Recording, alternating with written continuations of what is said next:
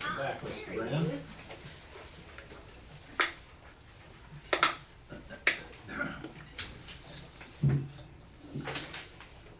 Good afternoon, Madam President and members of the Gateway CDD Board. I'm Jim Breen, residing in Hampton Park. Earlier today, I attended the State of Florida pre-legislative session delegate luncheon. It has a panel including Senator Pasadomo. Typically, Senator Benaquisto is there. She was not today.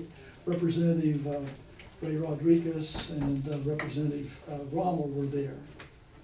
There were about 200 residents of Lee County in attendance, as well as multiple city government officials. Senator Kathleen Pasadomo spoke about initiatives at the state level to ensure clean water. What a great topic. Especially concerning septic systems and sewers, including requiring permits for existing septic systems. She stated that there's over 20,000 septic systems in Southwest Florida. 20,000. How many of them leak? She indicated that to remove one septic system cost, somebody quoted $20,000 earlier in the workshop. She quoted $23,000 to replace a septic system. I don't know what to replace it with. The sewer Sewer system. system. Well, yeah, but what? That's what they assess each Yeah. homeowner, Yeah. or they're putting the piping in. My concern Impact fees, connection fees. My concern is stormwater lakes and two-legged issues. Earlier today during the workshop, they talked about chemicals and the impact of chemicals. Two-legged issues, I think, may be even worse than chemicals. Hampton Park has 14 storm lakes.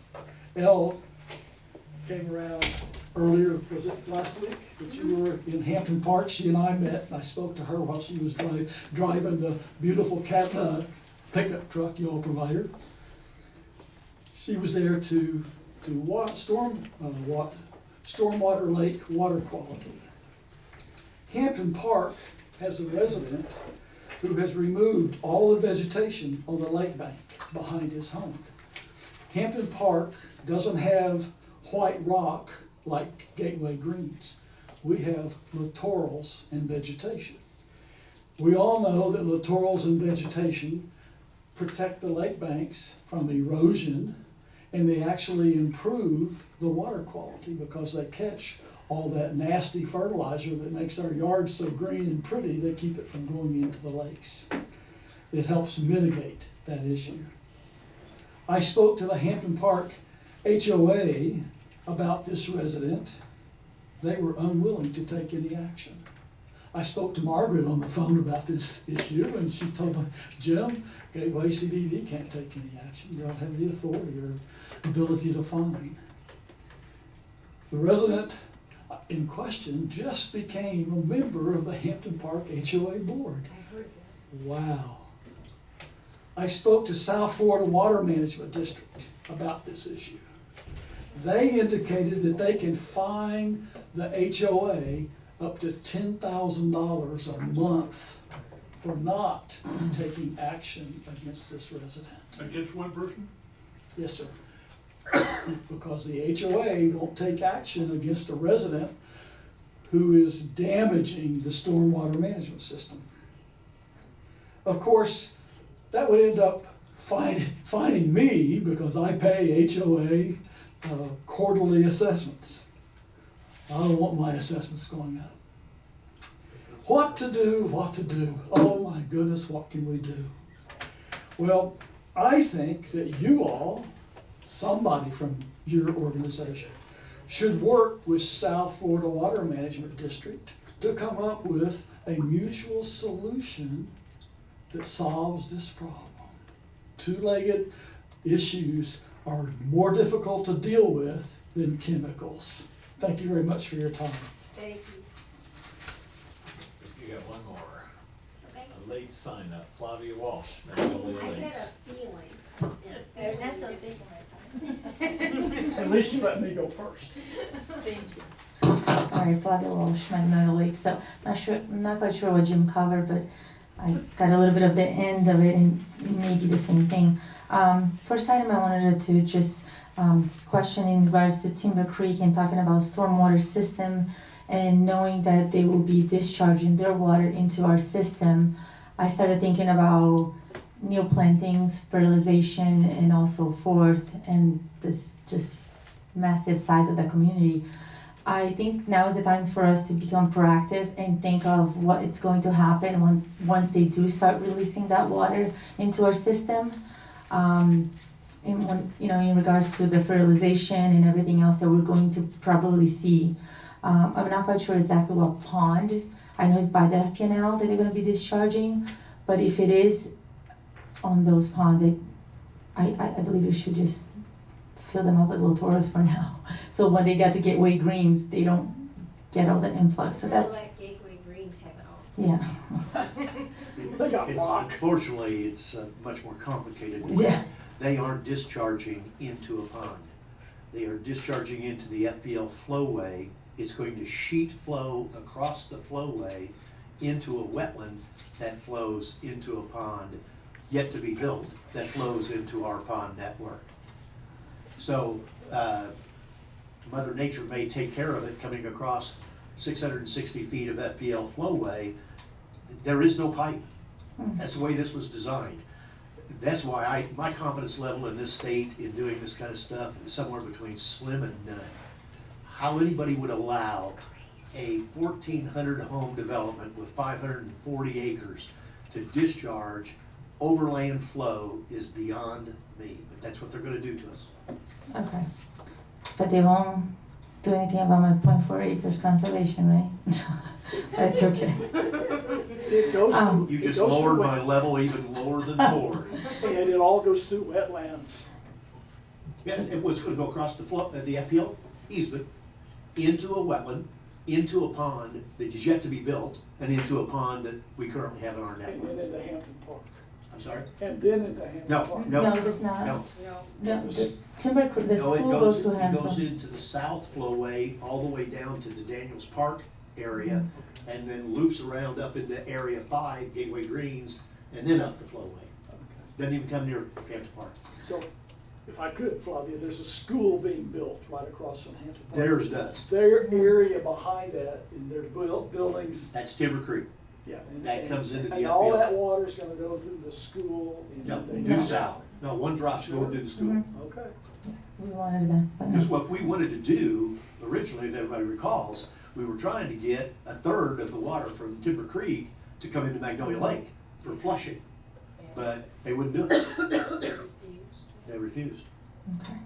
And then just talking about the system and just knowing how we pretty much don't have a choice and we're really teetering onto doing the legal way of dumping the irrigation, into Griffin and into Gateway Boulevard. I wonder what the impacts are, and just knowing what we just heard from Ernesto, that's something that I think the district also should be taking a look at it.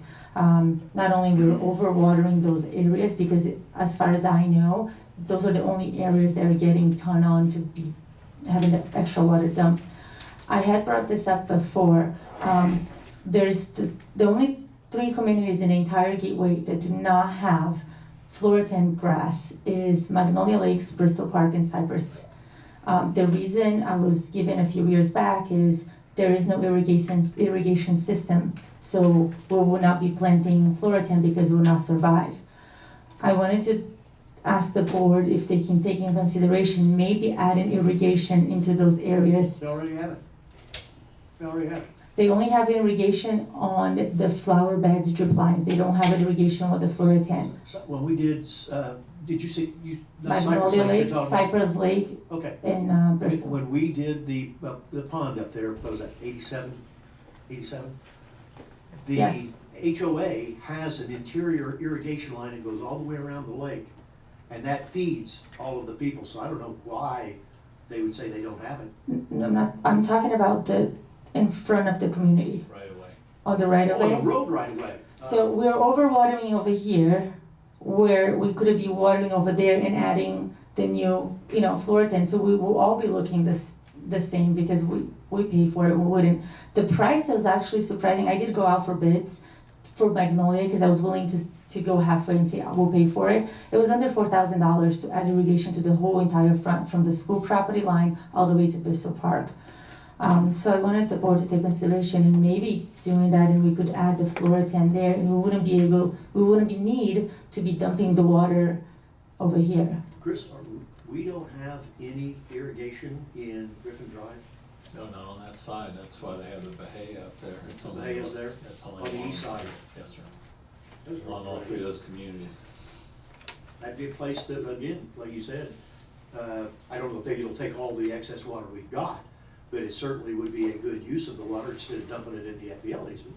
Well, it starts from the new community Timberwood Preserve, in front Goes of all the way. Gateway, in front of the soccer field, all the way to the school property.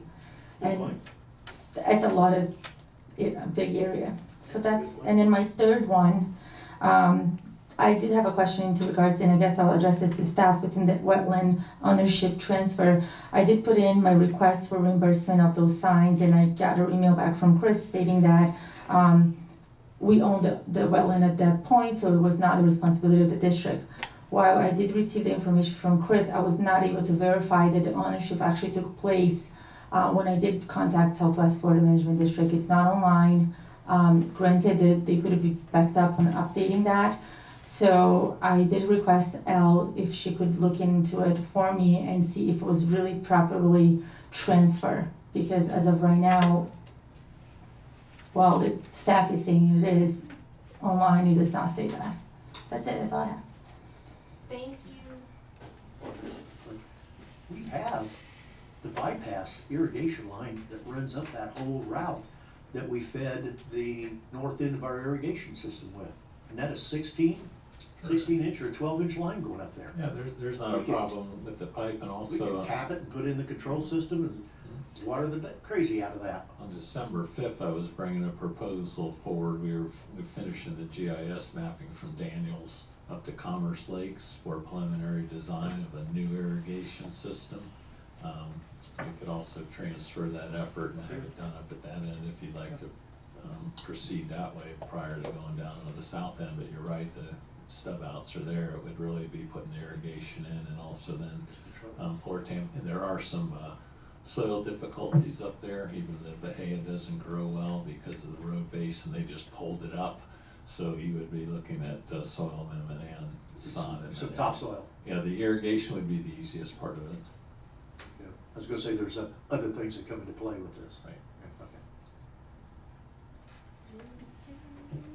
Well, that brings us to 3A, City of Fort Myers fee impact credits.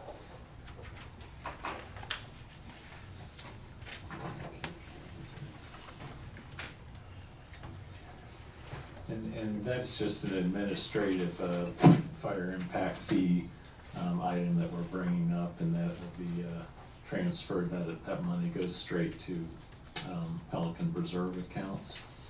The amount $75,000. After the commission goes to the broker, it's $58,204. I did want to mention there is $971,000 in that account that's going to sunset in 2 years. We're planning on sending a letter to the city asking them if they'll extend it out 3 more years. Yeah, if I recall correctly, I think the money goes to pay down some of the bonds in the Pelican Reserve, Sun City bonds, because the fire district paid for construction of the fire station, in exchange received fire impact fees. Now it goes into Fund 02. Does it go to O2? Oh, is it debt service fund, no, O2? Well, it has for the last 4 years. Okay. And the city has been kind enough to extend it before. They have, that's correct. And that's our plan. This hasn't taken place yet, but in the next few weeks it will, and that's The going amount that's going to Pelican is $58,000. Yes, sir. The way it's worded there, I had to read it 2 or 3 times. So we have to initiate the request. Yes. It's just extended out so it doesn't sunset, and again, they've been helpful in the past doing that. So we just don't wanna lose the money. Got a long way to go if we're gonna use it. It's true.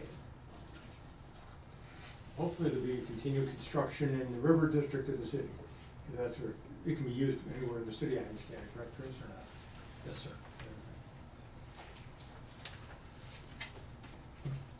And, I guess next we'll move to our district management reports, and I just had a few things. One thing we, discussed was the location for the bocce ball courts. There's 3 potential locations to put those. One would be up at the swimming pool, which might be a little crowded. 2 would be over at the Sherman Soccer Complex. We have a site designated there, and we would just wanna fence it off so it was separated from the other activities and it wouldn't become a playground. And 3 would be over at the fun park. And that's an area we've also looked at bocce and other uses for too. And pretty soon we'll be needing to resurface that basketball court. During the survey we did, basketball was way down the list and bocce was way in front of it from the survey results we got. So we've also contemplated using the surfaces for that volleyball court and the base of the basketball court for a bocce facility. I think that's a good idea. The only issue you've got is that if they're gonna put it over there at the fun park, we ought to have a prohibition against the certain kind of paddles that make the noise, like the ones at the country. Bocce is true. Oh, bocce, I'm sorry, I'm thinking of pickleball, sorry. It would require fencing. Wrong sport. But for new- Yeah, we would do Similar but different. do entry with it just like. Alcohol around that, Yeah, alcohol then. Yeah, bocce is a little bit different. Use a paddle. Quick update on the dog park. We got a vendor that could move a little faster on the concrete, so on Monday they'll be forming up those slabs. Tuesday they'll be pouring the concrete, and then we'll install the benches there. And the aluminum covers that we're gonna be putting on require a building permit, and that's still gonna be about a month out till we can get those installed. But once the slabs are in, I'll have the footer there, then I'll just be getting that permit. And we're just waiting on the engineering drawings from the company that does the aluminum overheads. So Chris, real quick, regarding your bocce, I'm absolutely opposed to doing anything at the pool. All right, that's, Just until we have a plan for that. I think it just doesn't make any sense to put anything over there until we have a master plan. The other 2 locations, I mean, you could probably flip a coin, but, the advantage of doing it over here, at the soccer complex is there is lights that could be available. Or you could tap in, you know, if you wanted to put some isolated lights there. And it also starts, I mean, it does give some additional use. Now the downfall is, that depending on when you wanted to use it in the evenings, if that's during lead time, it's very difficult for parking. You know, Correct. So we, you know, that is a challenge, but, you know, a bocce court for all intent and purposes, is literally what we have on those fields. I mean, it's manicured. I mean, if you're playing on a natural surface, that's what it is. So I mean, if I were to, you know, I have to think through a little bit more, but I think the soccer field would be a nice solution. Over at the fun park, again, I'm a little reluctant to continue to add to that park, because it seems like the more we do to it, the more people use it, which means the more some residents in that area complain, because there's, you know, more traffic, more cars, more of this. So, I mean, I think over, down the road, when the Girl Scout building ever gets, sold, and with the church expanding, I think it might even be more difficult to maintain that park over a long period of time. If we ever did get a park plan and we built something out, I mean, sunsetting that park might even be an alternative. Or a common area, and one thing, when you look at the Girl Scout building and the property boundary and what the church has taken up with the road, that Girl Scout property goes back within 20 feet of that basketball court in that area. It's not like open all the way to the rear of that building, so that site's actually a lot smaller than you would think. Yeah, the thing about the advantage with the bocce is that it's more the seniors than the young kids, which might eliminate some of the problems that are over there associated with the young kids. And they're less likely to play after dark anyway, they're just gonna, that's a daytime sport. Yeah, but when, in season, Maybe. like right now, 5:15, it's dark. So they're not gonna be doing too much late night bocce because they'll never see the daggone thing. And one thing, if you do it right though, and you have a bocce that's done right, the next thing you're gonna do is they want two, and then they're gonna want three. So you've got to Plan. look ahead as to what's likely to happen. Now, are we doing two? Well, we can do two or more, you know, if we put it over at the fun park. One thing about over there, the volleyball court gets very little use, and not to be direct, but it's kind of like a giant cat litter box. Well, my question was, are we doing two initially, where we go? In other words, two side-by-side courts. I was That's thinking- typical. I was thinking about it at the soccer, it sounded like it was one. People could fit One two. isn't gonna, one isn't gonna make them happy very long. No. Well, and if you do the soccer park, 2 is max capacity at that location. Correct. And it's really a nice, I mean, it's a complete unused space today. So that would be a nice spot. There's a pavilion close by, there's bathrooms close by. So that's the other thing too, is what additional amenities or facilities, you know, could be available, you know. There's trees around. There's trees. But you can go to the church or, Cecil lives right back over there.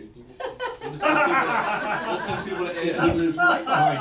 Yeah, right behind it. We'll just put a cut through. But Put a that's, sign up that says, I'll tell him you said but that. that's what I was, I mean, the reason why I keep leaning towards the soccer park is one, it's an amenity, it's an addition to amenity that is really designated for our younger, the youth, and putting something that, you know, will bring, another segment of the population might be a plus, and their bathrooms, and their shade, I mean, so, and the dog park's there, so, I don't know, that was just. And we something may I think. get the county to pay for part of it.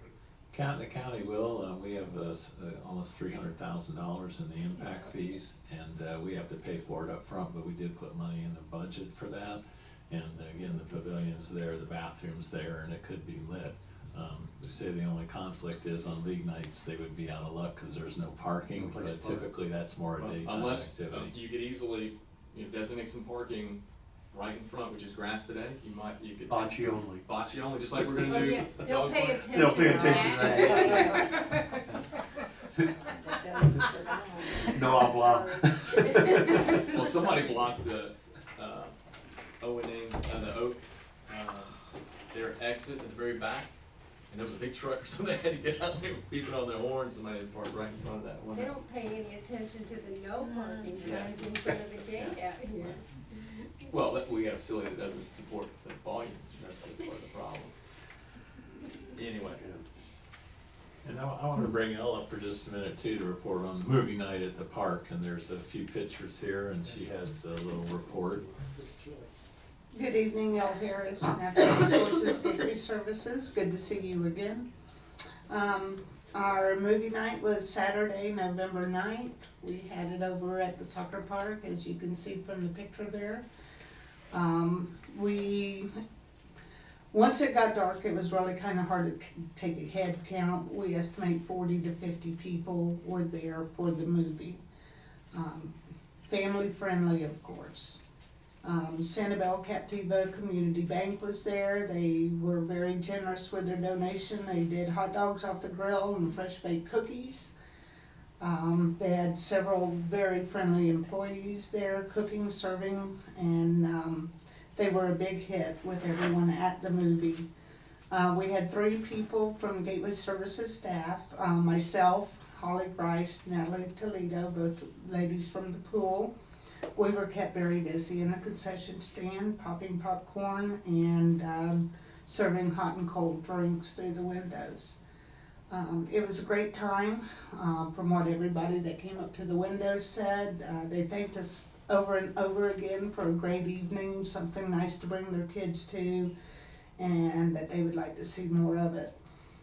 The entire event, the movie, the projection, everything, the entire event was $1,002.25. However, that does not include staff time. That's one thing I could not figure since I'm not privy to salaries. But, like I say, $1,000 plus some staff time, and it was a great evening for everybody that came out. Sounds good. It probably would have had more people if it hadn't happened to rain earlier that day. We hadn't had rain in weeks, and then Yes. all of a sudden it rained and it was cooler. Right, that, and it was the first night of the fair over here at JetBlue, so it's like, What movie did you show? Detective, Pikachu. Nice, family-friendly film. No, Bill, I haven't watched it yet myself, I was busy in the concession stand.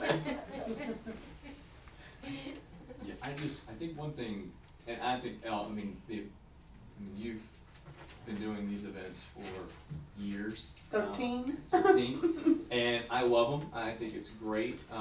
The problem that we've always had is, really, how do we communicate these events?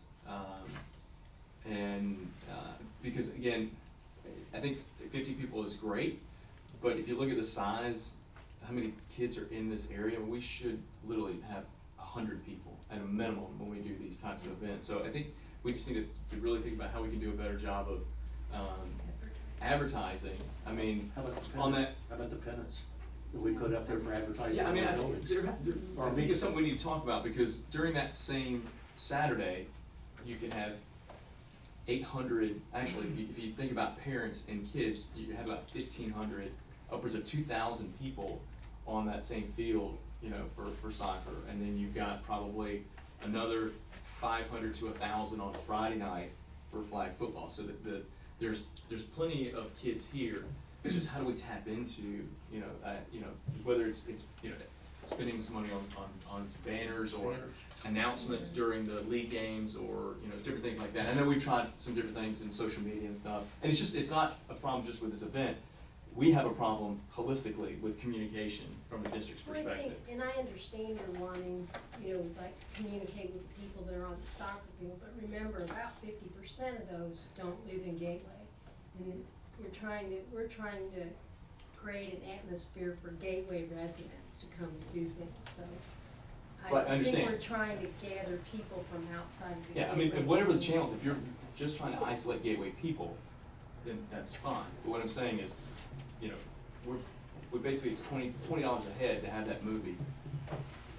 That was the cost, and I think it's great. I mean, I don't argue with the cost, but I'm just saying that's a low turnout for the amount of people that we have Go in the this. pennant route, just make a pennant that we put on our 2 poles, stick it at the north and south end of the community, so we can advance. I know we e-blasted out to Stony Brook, and I had actually took a flyer and gave it to Ellery, and she put it in the scoop. So I think, Yeah. at least for Stony Brook, people had plenty of opportunity to put up on the bulletin board at the clubhouse. And we have 100 kids in Stony Brook Oh, alone. easy. So again, it has, I think you do a fantastic job. I just think we need to just think about, are there other creative ways? I'd much rather spend a little bit more money on marketing and get a larger turnout just from a Yeah, communication. I understand, and we did not put out banners, we sent notices, I believe, with our utility bills. I think Kathy might have mentioned it in the newsletter, but we did not put banners out on the streets. Again, we were trying to gear it towards Gateway residents, but as Margaret mentioned, it rained early in the day, Yeah, and it was the first day of the fair, yeah. how was It never fails, something is gonna compete with it. something, Yeah. just like the fishing tournament and soccer starting at the same time. Yeah. So, Free food, there'll be all kinds of people there. well, it was free food, and the people that were there enjoyed it If you thoroughly. had free beer, you'd have a lot more. We For have a Pikachu. rule I in, guarantee you would have at least 4 more. we have a no alcoholic beverage rule in our Parks and Recreation areas. That's in why Gateway. Bill didn't go. Mrs. Flaherty had a Okay. comment. Yes, first of all, thank you, Al, okay? And I was just gonna mention it did go, the flyer did go out and all the letters, went out with our bills, so everybody did get a notice, okay? I did write it in the Lifestyle magazine, it was the first thing I put, so that if people just looked, they would have saw that, so I tried to do that. But I agree with that, if we had banners, we used to have banners for movie night, didn't we, Al? We did, yes. I used to do, when we Yes. used to do it, when I Family had the camp out foundation, night. we'd have a community camp out that would correspond with the movie night, and we'd have, 100, 200 people, Right, you know, there. yeah. And it's tough, man, cause I've done these events, it's hard to get, you almost have to get people to sign up or to do, like, commit to it, you know, And it's tough. even then, they'll sign up and say, sure, I'll be there. And, you know, we've had that just in Stony Brook, I where know. people sign up I for know. stuff and then don't show It's up. challenging, but great job. Thank you. Thank you. Thanks, Joe. And really, just to get the discussion started, you may want to workshop this topic at a different day, but I put together our latest staffing plan. The way we have it set up right now, with an operations manager, district manager, and a business manager, and then lead employees under each of those areas.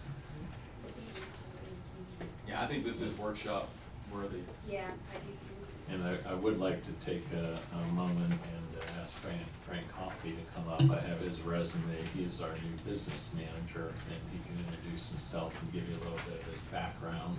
He was nice enough to introduce himself to each one of us, and I thank you for that. It was very nice. Good evening. Afternoon, I guess it is. I'm excited to get started. This is day 3. Chris has been great. I'm already working on a lot of different areas under that organizational chart. I come to you, I moved here in 2004. I thought it'd be fun to live on Fort Myers Beach. 4 hurricanes later, I started to think about that. Yeah, you timed it Traffic. just right. And then, we'll stay another year. Well, then, 2 more hurricanes later, and we decided maybe that wasn't the best place to settle down. But we've lived here since 2004. We're from Minnesota.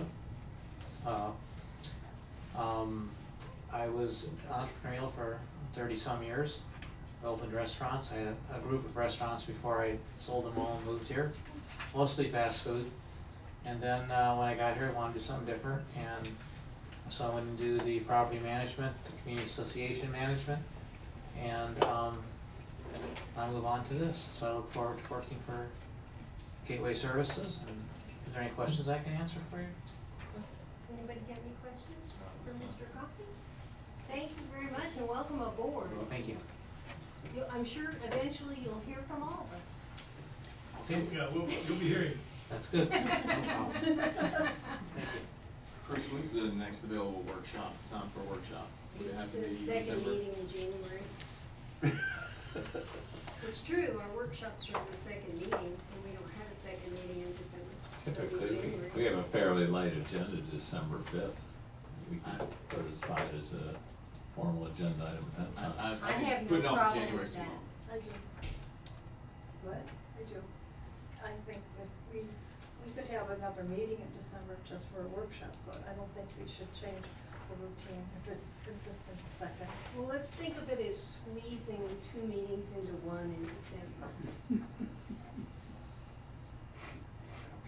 Let's start that one with a workshop, the December 5th, and we can do this. So 4 o'clock or 3 o'clock, we'll have the workshop. Yeah, because I think Chris is right, I don't think we have much on the regular agenda.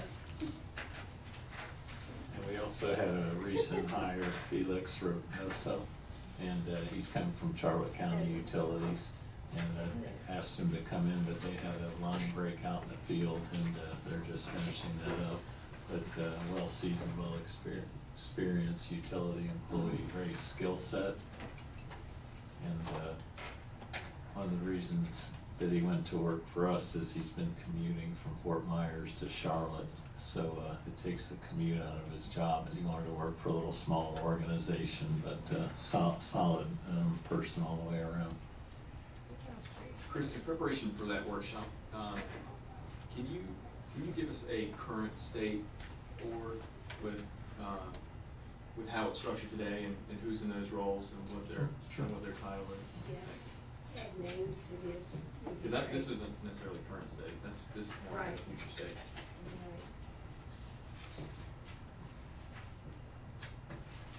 And that's all I have. Okay, that brings us to district engineer, Mr. Wainwright. You're up. Hello, everyone. Hello. So, I'm Tyler Wainwright. I'm with Tetra Tech, and I'm your district engineer. So there's 3 items on the agenda. If it's okay with you all, I'd like to do them out of order and do the task authorization and the bond memo first, just because I think they're both fairly quick, and then we can do the presentation. Sound all right? Fine. So the first one is the task authorization. This is, sorry, I feel like I'm talking real loud into this thing. The first one is the Lake 83 task authorization. The board actually approved this a while back, but it wasn't funded at the time, so I'm not sure the reason why it's on this meeting. I'm not sure if the board wanted to discuss it again, or if they wanted to try to find funding for it, or tell us if they don't want to do it anymore. I'm not totally sure. This is for the, control structure, correct? Yes, ma'am.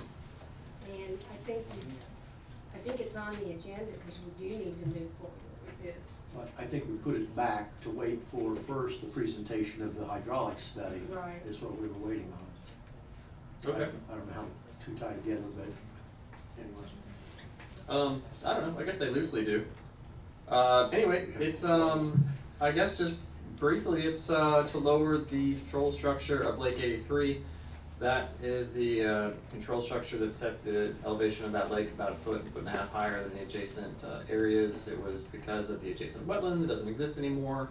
So reasonable sense says it can be lowered and possibly do good things for that lake. So that's pretty much what that proposal is for. So you're just looking for approval of this? I don't know what I'm looking for, to be honest with you, because I think you guys already approved it. Well, I'll make a motion to approve. Second.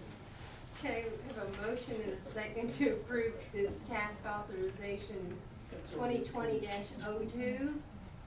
Any further discussion? Yes, I'd like to make a comment or two, if I may, Madam Chairman. Certainly. Members of the board, if we proceed, we're authorizing the expenditure of $55,000 plus for some preliminary work to possibly, I underline possibly, lower the height of that weir by possibly 1 foot. That's correct. And we, even after all your work is done, you've made it quite clear that there's no guarantee that South Florida Water Management and/or Lee County is gonna approve it. Now, That's correct. we just had a presentation on how much better water quality in that lake is. And I really don't like the thought of spending $55,000 without knowing that we're gonna have a product that's gonna help. Would you help me, please? Yeah, sure. Those are all fair comments, and I think they're all accurate. So I guess a couple of responses. So one, it's time and materials, and it's not to exceed basis. So basically, we put in there everything that we can think of that they might ask us, and we hope to not bill you anywhere near that much. But should the regulatory agencies ask us for a whole bunch of information, that's our max that we estimate that it may cost. So I think historically on our task authorizations, sometimes we do use all the funds that we propose in there, and sometimes we use significantly less.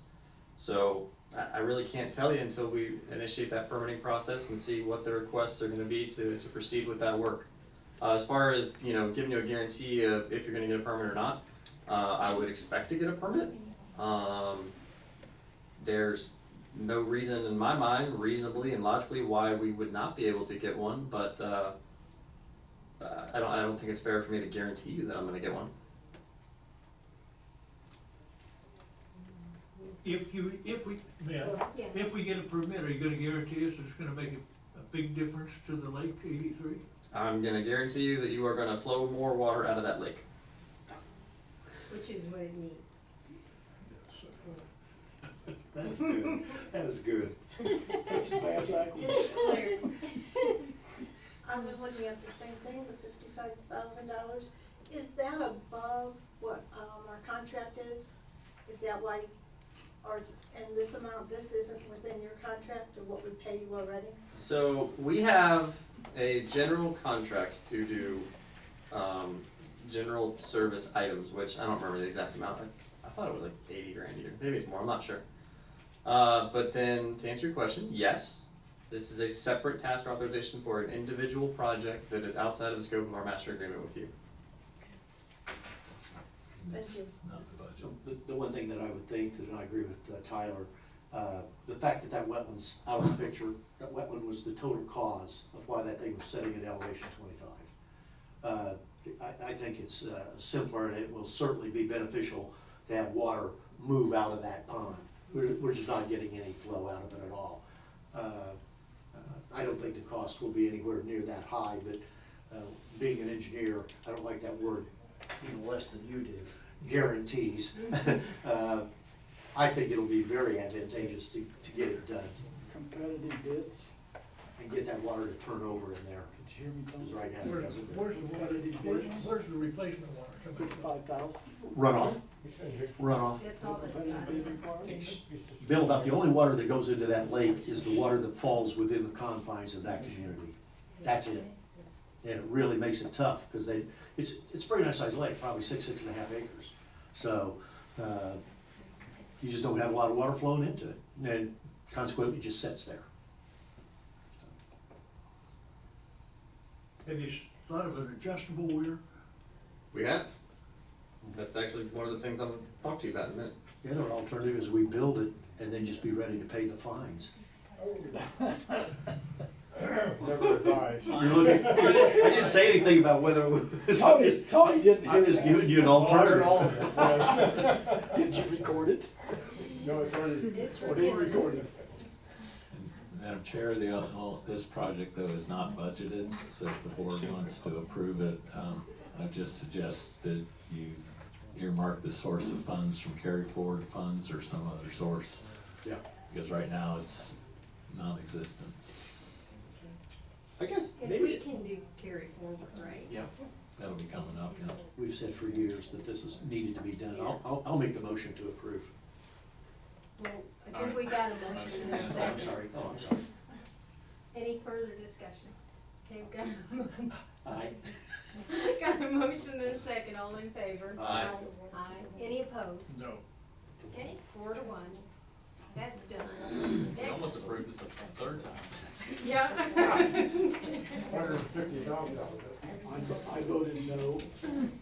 Alright, so the other one is a memo that Danny wrote. Let me fast forward here. That's number 3. Yes, ma'am.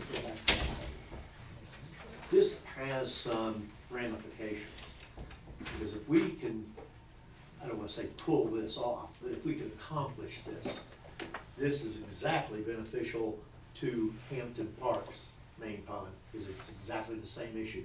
We have a pond that was supposedly to go to another waterway with a higher elevation, and the control structure got higher.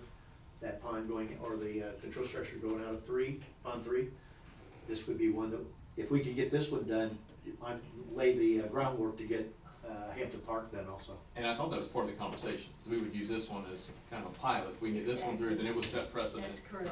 for Even other this areas. one got delayed, so. Yeah. The memo. So the memo is in regards to the Fifth Amendment Engineers Report for Revenue Bond Series 2013. Here's my understanding of this, and I'm gonna let Tony fill in the blanks of what I don't know. There is leftover money on this bond that needs to go somewhere or get refunded. And there's been communication back and forth, but I think that the end of the communication was that Pelican Reserve had no future plans for the rest of this money. So I don't know what happens to it at that point. I think it just gets refunded to that bond area, I suppose. No, but I think part of the discussion was some of it to be kept back to if and when WCI ever comes forward and requests that the district pay for particular improvements, and we've already the prior report gave a depreciated value for it. And if they ever come forward, another depreciation analysis would be performed. And so there might be a dollar figure WCI says, hey, it cost us X to put the infrastructure in, here are all the statements. The district would say, yes, but they've been in the ground for Y years, So we're gonna depreciate it by a particular factor. I think that's contained in the memorandum, there's reference to. Like a reserve? Look, I think, hold that back, I think it says remaining funds were, the completed project components that had yet to be requisitioned was 212,192. Correct. That's for Villa Capri Phase 2 and Tract E model area. So I think the suggestion is keep the 212,192 back for now, not expend it. And if WCI, see if they ever come back in the next year or two, request that those facilities be acquired by the district. The district would analyze it from a standpoint of depreciating it and also various inspections and make a determination to acquire it. And so I'm sure the amount would be less than the 212,192, but I think that's the safest bet.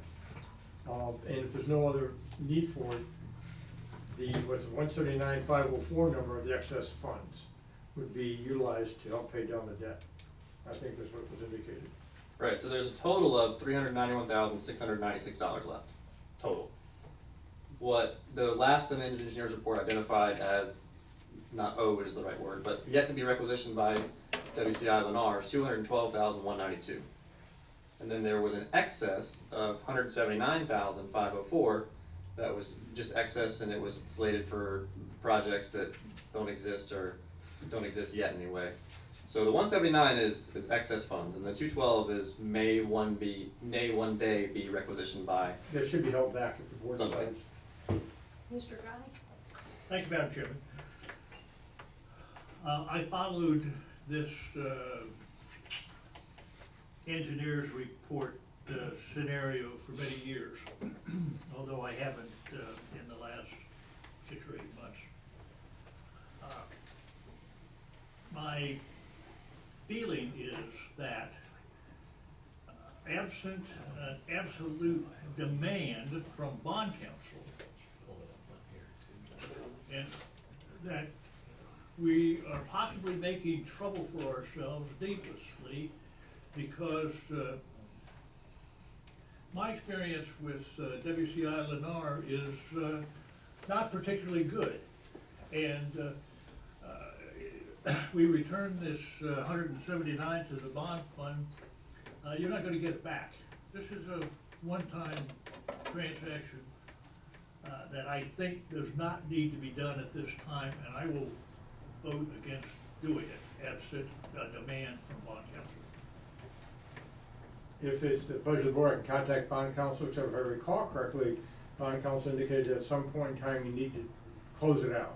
That's so, but I, It's originally a 2003 series bond, and then we had various project completion dates, and we had some adjustments too. I think we had a 2008 resolution where we kept a substantial amount of money back and used an additional amount to refund bonds. With the board's indulgence, I'll contact bond counsel and get some guidance. yes, having And we'll continue to put it in writing, because we need to cover our. It might be heard now, but yes. Understand. No, I agree. I'll do that. If that's the board's wish. I think that makes sense. Anything else on that from anyone? Okay, next.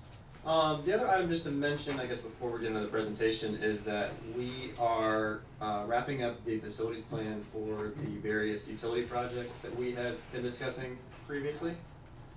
And if you can't tell, I'm actually stalling because I want to give this to Chris. And so our intention is to provide that to staff in the next week or so. And then the next step for us will be to put that before the board in the form of a public hearing so that the board can adopt it. And that would be needed before we can send that to the FDEP for them to include it onto their public hearings for approval of that facilities plan.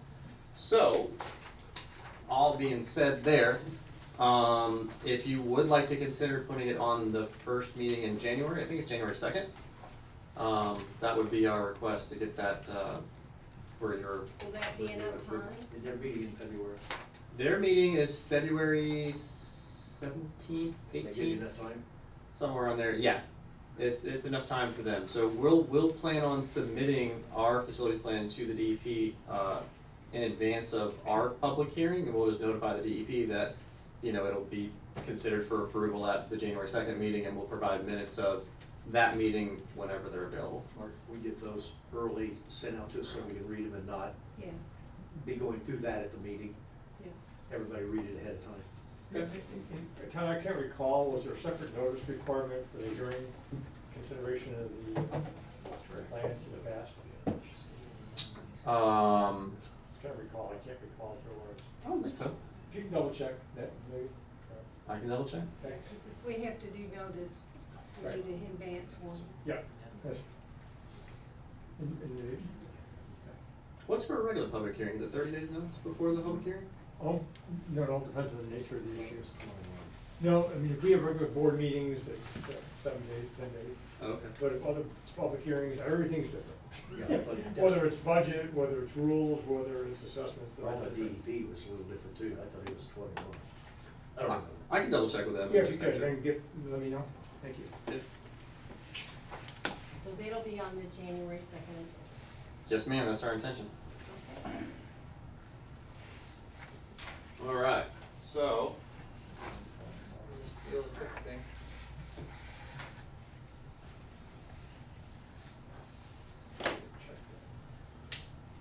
All right, so now, since it's Stormwater Pond Talking Day,